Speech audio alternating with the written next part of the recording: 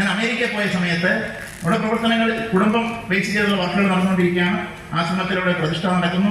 അതിപ്പോൾ വരുന്ന മാർച്ച് 26-ാം തീയതിയാണ്. പ്രചരിക്കട്ടെ.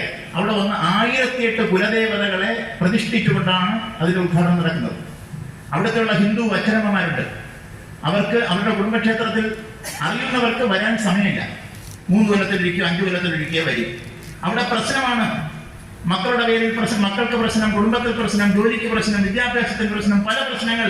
അവിടെ ഇരുന്നുകൊണ്ട് ഫോണിലൂടെ ഓൺലൈനായി ജ്യോത്സ്യനെ കാണാൻ ശ്രമിക്കും. പറയും കുടുംബക്ഷേത്രത്തിൽ വരണം. പക്ഷെ കുടുംബക്ഷേത്രം അറിഞ്ഞൂടല്ലോ. അപ്പൊ അവർക്ക് കുടുംബക്ഷേത്രം കണ്ടെത്തി കൊടുക്കുന്ന ജോലി ഒന്നിപ്പോ നമ്മൾ ഏറ്റെടുത്തിരിക്കുകയാണ് അവിടെ. എന്നിട്ടോ ഇവിടെ നാട്ടിൽ വന്നിട്ട് കുടുംബക്ഷേത്രത്തിൽ വന്ന് ആ കുടുംബക്ഷേത്രത്തിൽ നിന്ന് എന്തെങ്കിലും അവിടുത്തെ ചെറിയൊരു വിഗ്രഹം, അതൊരു കോയിൽ, ഇതൊക്കെ ക്ഷേത്രത്തിൽ കൊടുത്ത് ക്ഷേത്ര പൂജാരിയുടെ കൊടുത്ത് അത് അവിടെ നമ്മൾ പ്രാർത്ഥിച്ച് സങ്കല്പിച്ച് അമ്മ എന്നോടൊപ്പം വരണം. മനസ്സിലായോ? ഇങ്ങനെ സങ്കല്പിച്ച് അമേരിക്കയിൽ നിന്ന് എല്ലാ ദിവസവും വരാൻ പറ്റില്ല, എല്ലാ മാസവും വരാൻ പറ്റില്ല, ചിലപ്പോൾ എല്ലാ വർഷവും വരാൻ പറ്റില്ല. അങ്ങനെ സങ്കല്പിച്ച് അമ്മയെ കൂടെ കൊണ്ടുപോകും. മനസ്സിലായോ? ഇത് എത്ര പേർ അമ്മയെ കൊണ്ടുപോയാലും അമ്മ അവിടെ ഉണ്ടാവും, കൊണ്ടുപോകണന്റെ കൂടെ ഉണ്ടാകും. അതാണ് പൂർണ്ണമിതം പൂർണ്ണാൽ പൂർണ്ണമുദച്യതേ പൂർണ്ണസ്യ പൂർണ്ണമാതായ പൂർണ്ണമേവ അവശിഷ്യതേ.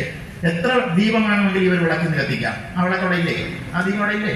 അതാണ് ഈശ്വര സങ്കല്പം. അപ്പൊ അതുകൊണ്ട്